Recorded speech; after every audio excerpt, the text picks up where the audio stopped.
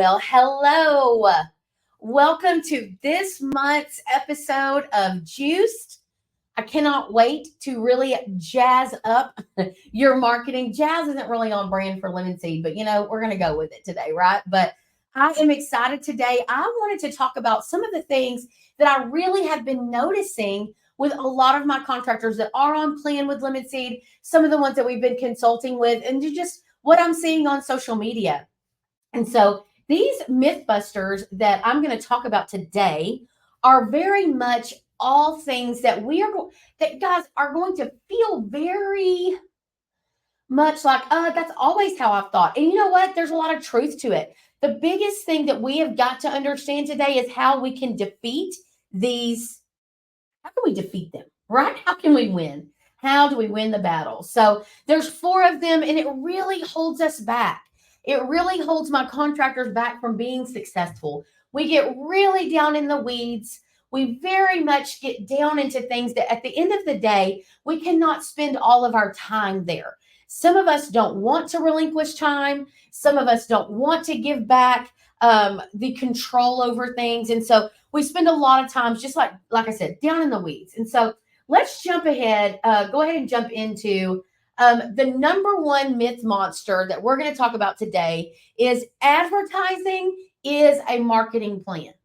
And some people are like, what do you mean, Crystal? Like advertising and marketing are the same thing. When guys, really, it's not the same thing.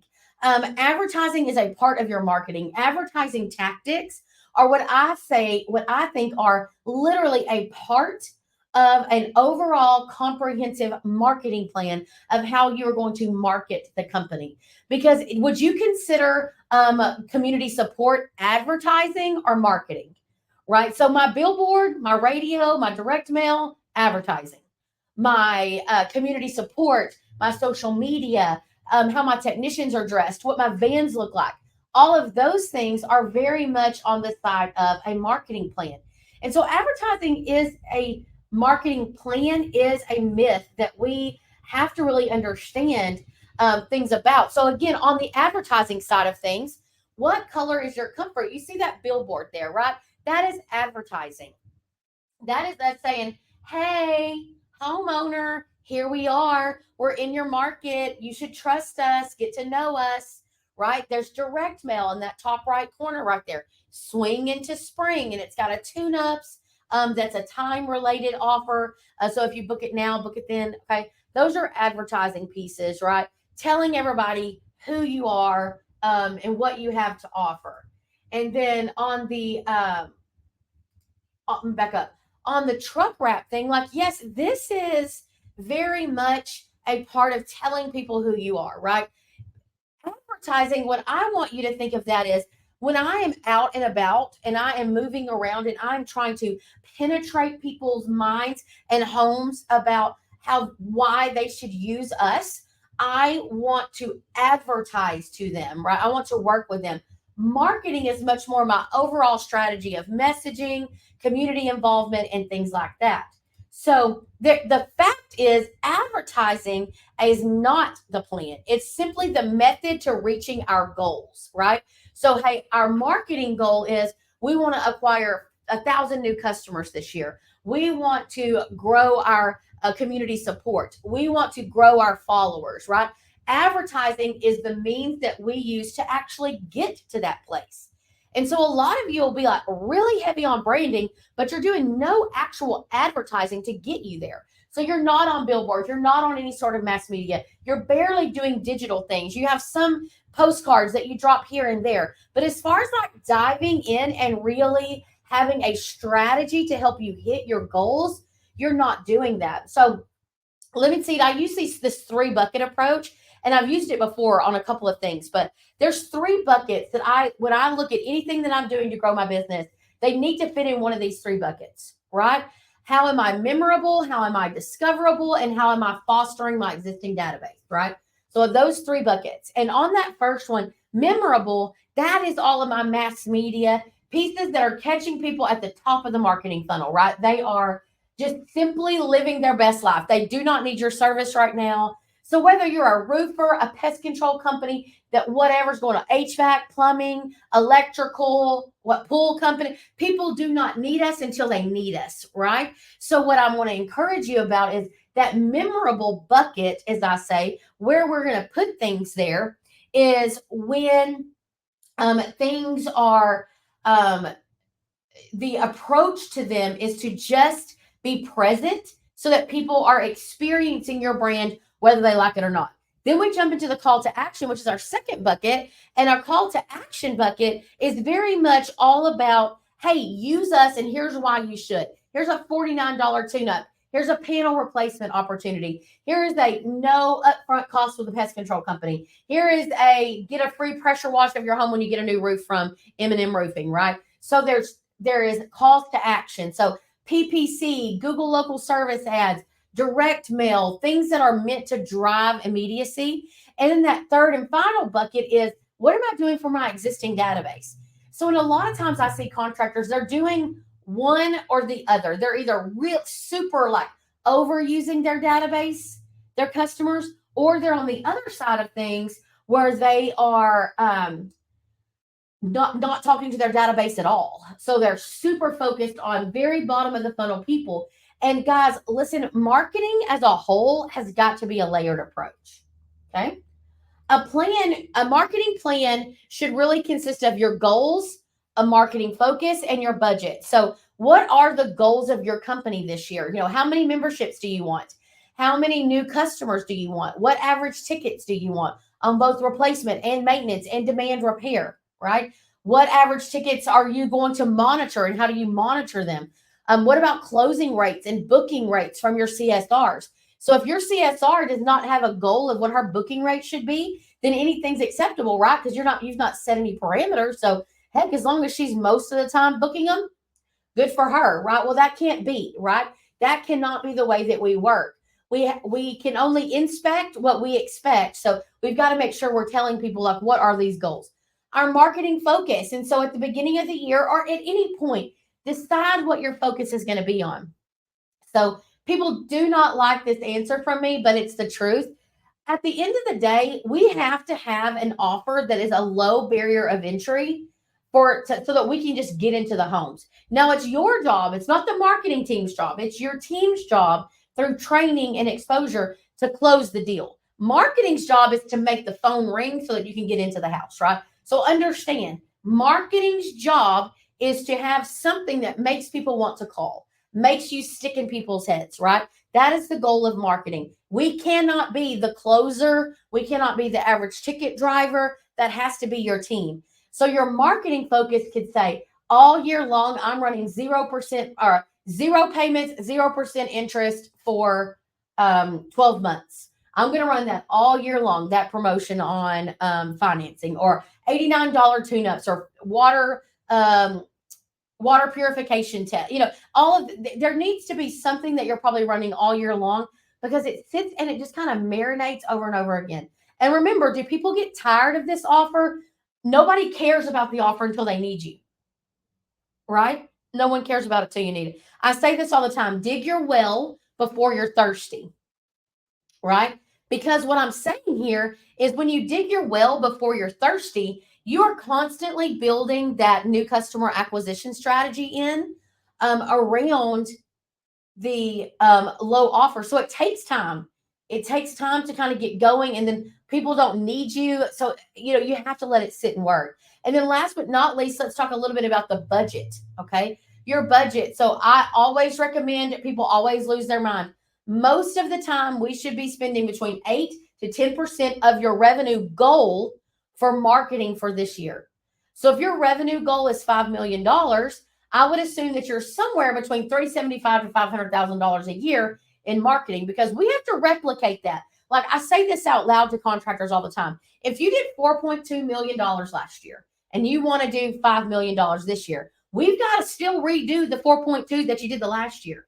So we need to look at that. What drove that 4.2, right? Was it big commercial jobs? Was it just selling good equipment? Was it financing? Like, dig into those numbers to see what got us to 4.2, because hello, we've got to do that again this year, plus find another 800,000. And so that's why we've got to push our marketing budget to continue to grow what we want to grow. And so that budget is very important. And then I always say I like to take 50% of that budget and it's going to go towards digital tactics, right? We're really going to hit the ground hard and heavy on digital side. And then the other 50%, I kind of chunk up into new, calls to action, along with marketing, like branding and like email marketing and things like that. So I really encourage you to get those budget numbers kind of lined out for yourself. Okay. Myth buster number 2. Word of mouth has gotten me this far. No need for a big investment in marketing. You know what? I see this all the time. And I'm going to say this, and like every other marketer that might be listening is like going to gasp and clutch their pearls. But this is true. Word of mouth is a powerful tool to growing your business. Very, very powerful. So I think about this sometimes, like, really at the end of the day, when you are with people that you know and love, they naturally want to support you, right? I mean, there's some negative Nellies, but they naturally want to support you. So what happens, I say this is my little saying for this. What got us here probably will not get us there, right? Meaning, word of mouth is great when we're first getting started and we don't have a lot of money and we're trying to get people to refer us and leave us reviews and talk about us on social media. All of those cool things that we can do, those are great. Those are cool opportunities. Those are easy to be successful with. But at the same time, eventually, like, you don't know enough people personally to continue to drive, where word of mouth continually drives millions upon millions. Okay. And if you do, then kudos to you. Like, keep rolling, right? But for the majority of us, we need to deploy some other marketing tactics to help us bridge the difference. And so if you are owning word of mouth, roll with it. Okay. Keep going. Word of mouth is very important. Push it, encourage it, do it. That's one of the reasons I encourage so heavily community support and being active and being involved. I really love those things. So I encourage you to do those things. But at the end of the day, we have got to still, like, not everybody's going to know you. Like, what about new people to the area, right? Like, so yes, they will get learned. People will learn, but you still have to be pretty passionate about being particular about that. So the fact is, kind of like I mentioned, what got you here, it won't get you there. Okay. So what got you to that first 1.5 million or 2 million? Oh, we're just good people. You are good people and you do good work. That's great. The problem is, not everybody's going to share it, and you need to share it yourself. You need to start putting out more marketing about how good of a company you are, how good your brand is. We've got to focus on those things so that we can really grow your business. And word of mouth, I'll say again, word of mouth can swing both ways, right? So before you know it, you could have a real problem on your hands if you have, let's say, one technician falls through a ceiling, ruins a couch, does all kinds of things. That word of mouth will hurt, right? So we just really want to be intentional that we are controlling the narrative of what's said about us, but we also need some calls to action out there that's grabbing new leads, right? That's grabbing new ways to go up there. So let's talk about MLM marketing, right? So on the screen right now, you see some MLMs that are great, right? There's nothing wrong with these companies. The problem is, do you know why the majority of their people fail? Why do you think the majority of these people that start off doing these multi-level marketing plans, why do they fail? Well, because they run out of people that they know. Okay. You run out of people that you know, and you're not really good, or a lot of people are not very good at network marketing. And so they can asking for the sale and asking for the relationship and building. That's why the top people in these organizations make a lot of money, because the majority of people cannot and will not do it at the level that they need to do it. And so it's the same problem with your marketing, is you literally run out of people that you know. So instead, let's take that same concept and shift it over to our team, and let's get out in the community. Let's get review generation going. Let's get people talking about us on social media. Let's do all of those things, but we can't neglect an actual paid strategy. So let's jump into this. Word of mouth is the best form of communication and advertising. Listen, a personal say, if I call my friend and say, hey, I've been wanting to get my roof redone. Then I used so and so and it was great. That is money, right? Money. We need that. That's a bird in the hand. We need that. We just can't rely on that only being what that just cannot be what we only rely on, right? We've just got to be a lot more intentional about what we do. Okay. Let's talk about number 3. Our third myth monster here is marketing should come quickly and I should be able to time it. Like I sent that mail out, click, oh, already got a lead, right? Odds are this is going to lead to disappointment and bad decision making. Okay. Bad decision making and low expectations. So one of my favorite things to say right now is set the expectation of what this tactic should look like. So if you were to take every different marketing tactic that you're doing, magazines or billboards or radio ads or digital marketing or rolling billboards on trucks, whatever you're doing, you have to have clear expectations of what is going to happen, what is going to be set, okay, for you to be able to have clear understanding of what should happen. So if I were to tell you direct mail is going to have a 3% to 4% return, you're going to be like, gross. Well, the problem is some of you are not doing direct mail enough for it to actually work. So you're measuring one drop or one little campaign that you ran. So many of these things, you have to set clear expectations of how they are going to work. Oh, tortoise in the hare. This is my favorite thing. So, when you were a kid, was it Aesop's Fables, right? You learned. So the story of the tortoise and the hare is slow and steady wins the race, right? Is that not what we learned from those things? So when you learn that slow and steady wins the race, you will learn that marketing has to have all of these things to really be effective. And if you go look at the most effective companies, the biggest companies, the companies that are growing when no one else is growing, they are more than likely doing something along the lines of there's slow and steady tactics and there's quick tactics. There's marathon strategy and a sprint strategy. Okay. And those things are very important to the overall success, right? There is room for both your sprinting and your marathon strategies in your marketing plan. It's just some of you only want to sprint. And so you're just like sprint. So when things don't work well, you're like, drop it, cut it. And I'm like, that wasn't a sprint strategy. There are sprint strategies that really work well. So texting, sometimes direct mail can have a quick response at the beginning, but direct mail is designed for long-term cultivation or of new customer acquisition. So it's designed to hit the homes and then keep showing up until people need it, right? And it's a fairly inexpensive approach to that.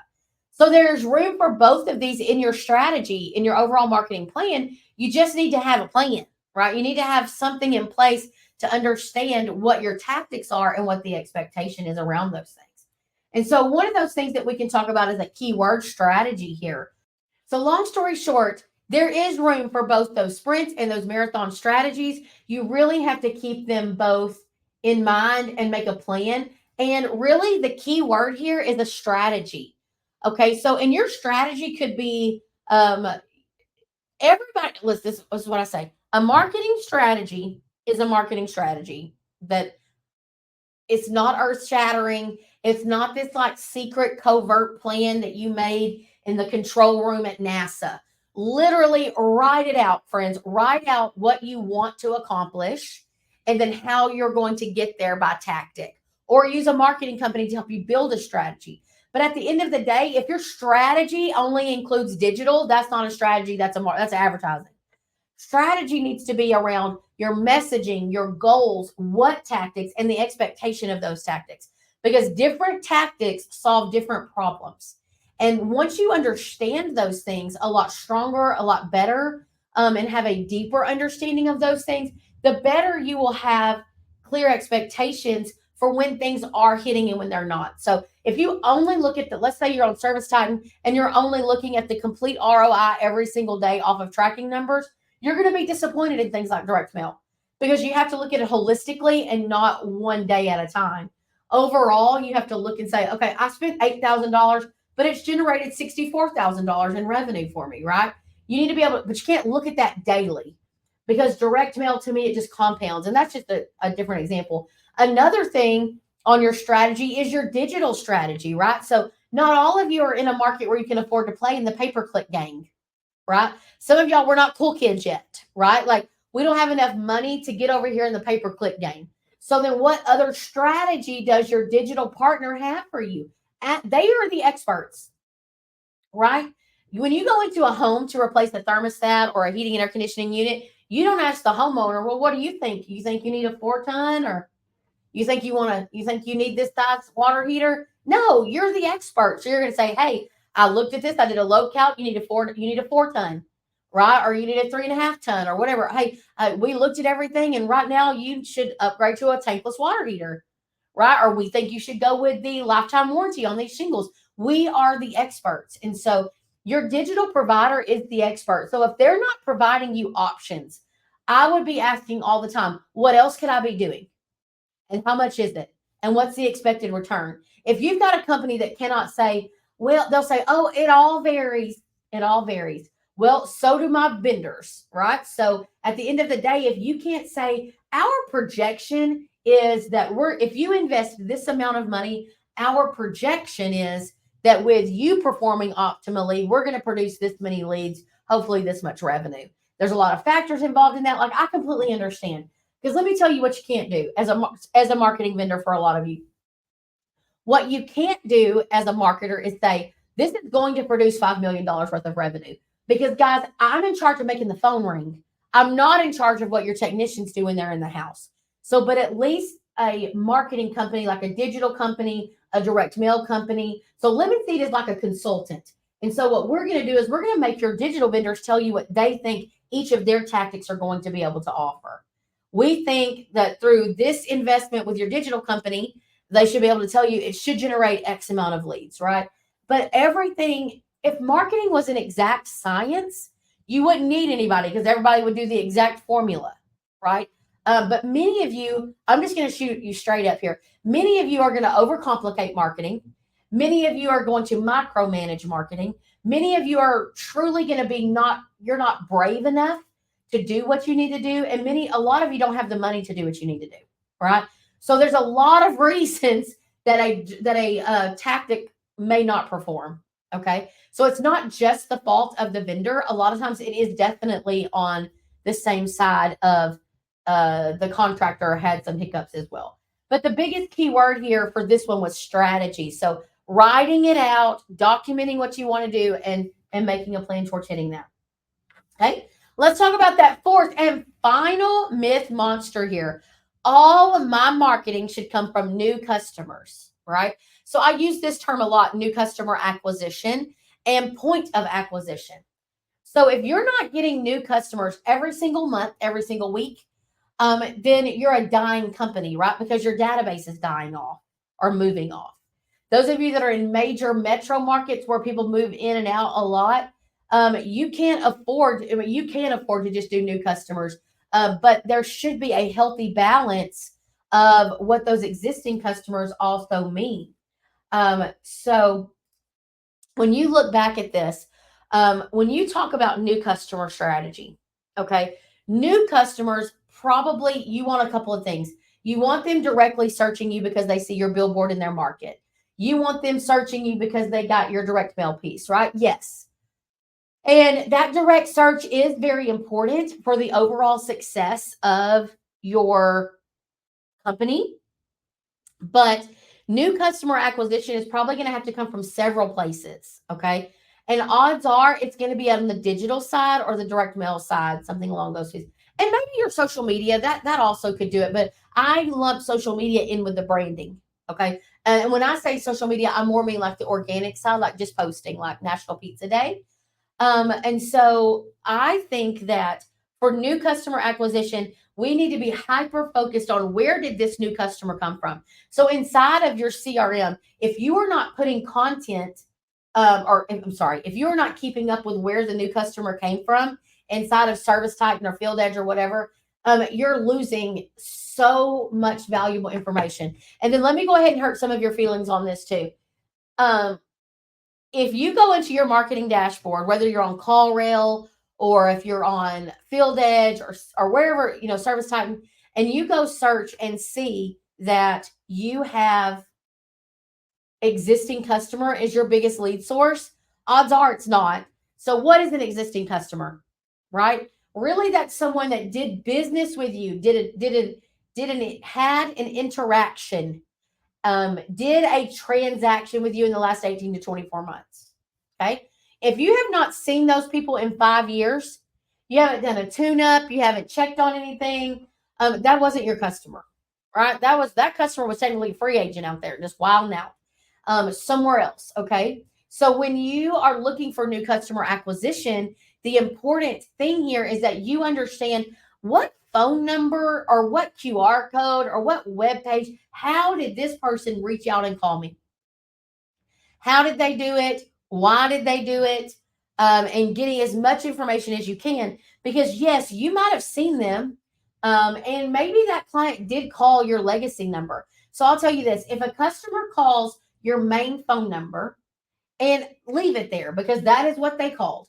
But do not let your CSRs go in and say, well, I know it says this person called from our postcard, but they're an existing customer, so I changed it to existing customer. No. Do y'all not want to know that the money that we spent on your direct mail is what caused them to call? Yes. Yes, we do. Also, another thing that I've seen lots of contractors doing, when you book, if you sell an install, so a client calls in off of your postcard and then your technician goes out and sells it and we install it, that credit for the install needs to go to that direct mail piece, not existing customer, right? Not existing customer. And so new customer acquisition has got to be a primary focus. Like every new customer that you got this month, where did they come from? What marketing tactic did they come from? Are your tracking numbers set up correctly? Can you tell that information? If you can't, I do not know how you're making any marketing decisions other than your gut telling you what's happening. So I just really want to encourage you on those pieces because there is room for both sprints and marathon strategies. And so new customers need to be the majority of your business. And those existing customers are where we utilize tools like email marketing, Chirp, like text blast, and direct mail to our existing customers. That's how we stay busy. That's how we fill in the holes. That's how we keep people when we make repairs and we want us to be the one that replaces it. It is important, guys. It's super imperative that we understand the difference is that both of these things have to work together. Okay. So we really have to make sure we understand point of acquisition for new customers and keeping our existing customers cultivated and going. You have to have a balance of both of those. So go look and see what volume of new customers did you do this month and what volume of existing customers. Go look for May. It's a full solid month. Go look and see what that really looks like. So let's just recap really quick those 4 myth monsters, right? Number 1, advertising is my marketing plan. No, it isn't. Advertising is a list of tactics, right? So think of advertising as the ingredients and the marketing plan as the recipe, right? Advertising is it's the butter, the sugar, the flour, the eggs. But the marketing plan is the actual recipe so you know how much of what to put in where. Okay? Do not get caught up in the concept that just because you have a website with some digital ads going, that you got a marketing plan. No, you don't. You have a tactic. You have butter, right? But you don't have everything that it takes to really build out this full plan. Second of all, word of mouth is enough to drive my business. I just want to remind you, word of mouth is fantastic. It is imperative. It is crucial. It is all those key words. But it is not enough most of the time to really grow your company year over year. At the beginning, if you're a young company, word of mouth is great and it will lift you up. But honestly, once you get up to a couple $1,000,000, word of mouth, you just don't know enough people. You've got to stay in front of new people all of the time. A lot of times, I hate to tell y'all this, you're not as important as you think you are. So people are not talking about you. And you know what else will hurt your feelings? People just are not going to use you sometimes, right? Like they're super haters, like they're jealous. And so they're like, I'm not using. Did you see that brand new truck that he bought? I'm not using them, right? Because people are haters. Okay. And you got to let them be your motivators. Okay. So word of mouth is not enough. It is a part, it is an important part, but it is not enough. Okay. Number three, marketing should come super quickly. So Crystal, I want to be able to flip a switch and everything work immediately. Not it. That is not it. Marketing requires patience, diligence, consistency, and frequency, and setting clear expectations, right, of what is supposed to work. So ask the questions. When you look at ask Chirp, if you're interviewing Chirp, what is the expectation of success? 3 minutes, 3 days, 3 years? When should I expect to see some ROI from this? No, I just want to understand the expectations. So marketing companies were jaded to like, well, when is this going to work? We immediately assume that you want it to work today. So we get frustrated sometimes. We're like, but the answer to that question, or the way to ask that question appropriately, is, hey, I want to set my expectations clearly for when should I measure success with your tactic? And so what have you seen? What's been the average that you've seen? That lets marketing tactic companies know like that you're not just expecting this to perform immediately, but you're more trying to have realistic expectations. So I really encourage you to not back off of those things, right? Don't back off of asking the questions, just more set the expectations. Okay. And fourth, and so last little note here is all of my marketing should be for new customers. No. Now, remember what I said. I focus a lot of my marketing budget on new customers, new people that may not have engaged with my brand yet, but are looking for the service. Especially if you're adding different service lines. So you've always been HVAC, but now you're adding plumbing, or you've always been HVAC and plumbing, and now you're adding electrical. What is the marketing efforts there to drive new customers for those new services? Everything is all about an expectation. And so new customers are great. We have got to have new customers. Just don't forget that you've got an existing like treasure box. Listen, I met with a plumbing only client and I was talking to them. And so I was like, hey, tell me what you've done in the past. And they're like, we've never marketed to our existing database. Friends, I'm like, huh? What you say? Because you know what that is? It is a literal treasure box. Okay. Now, some of y'all are so on your new customer base that you've taken that treasure box and you've shaken it out and lit it on fire. Like there's nothing left of it, right? Nothing left of it. There's nobody else in there. And as a matter of fact, you've probably hacked some people off. So it's a fine line of having just a decent balance there. Okay. I want y'all to know that this game that's on the screen right now, or if you're watching our Juice or our YouTube, I'm talking about the game of Risk. Okay. This is what marketing's all about. And people hate it. Some of you are like wimpity wimps or you're scaredy cats. And some of you are just like a very, very reserved.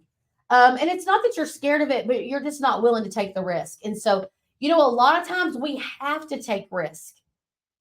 To really grow our companies, the greater the risk, the greater the reward. But some of us are like, my guys don't like it. My guys don't like those tune-up offers, so I don't run them. Not my market's real unique. Yeah, no, it's not. No, it's not. Okay, no, it's not. It might be unique in a sense, but it's not unique like no other market is like your market. Yes, they are, right? Well, people don't work like my team. We don't believe in offers. Good. Well, then as soon as someone opens up in your market that offers, they'll blow right past you, right? Because that low barrier of entry. So I'm not trying to be rough here. I'm just saying at the end of the day, we have to be risky. So people are like, well, I don't understand my competitor. I see them everywhere. Friend, they're outspending you. If you're seeing them everywhere, they're outspending you because they got risky with a 12% budget and you're over here like limping along with a 3% budget because you're scared or you don't know what to do. But if you're smaller, and I'll give it to you, probably a lot more controlled. But it's not like right now, the whole world is trying to figure, the whole country, we're trying to figure out life, right? We're going through a weird way of, we got an election going on. We've got all kinds of things happening. And we just do not have a lot of solidarity. We don't have a lot of patience. We don't have a lot of faith in things. And so homeowners are not exactly like, you know what? Today's a good day for me to buy a tankless water heater. Today is the day that I'm not going to keep this insurance money. I'm actually going to replace my roof, right? Or I'm going to repair my system instead of replacing my system. So we have got to get creative and jump outside the box here, right? We have got to really hit the target, hit the bullseye on what we're doing. We need to know what we're doing. We need to document what we're doing. And we really need a solid plan of how we can be successful with those things. So, thank you for joining me for another episode of Juiced. We hope you really have enjoyed it. Listen, Lemon Seed is always open to talk. Friends and family talk free. So if you're not using services with Lemon Seed yet and you just want more information right now, which we are in the month of June and July here, we're not taking new strategy customers right now, but we are taking new branded companies, companies that want to rebrand. And so I just encourage you right now, like with your strategy, right at the end of summer is a really good time to evaluate the year. What do you need to do to push hard through the rest of the year? And then also, how do you get ready for 2025? I'll try to jump on to 2026. But how do we get ready for 2025? So, hey, my email is crystal@lemonseedmarketing.com. We also have hello@lemonseedmarketing.com. We would love to visit with you guys. Shoot us a quick email. Let us know what you thought. And we would just love to help with anything that we can help with. And guys, we hope you guys have a great summer. It's a great time. Let's drive some leads. Let's drive some business. And let's really like slay these myth monsters that we have. We hope you have a great summer.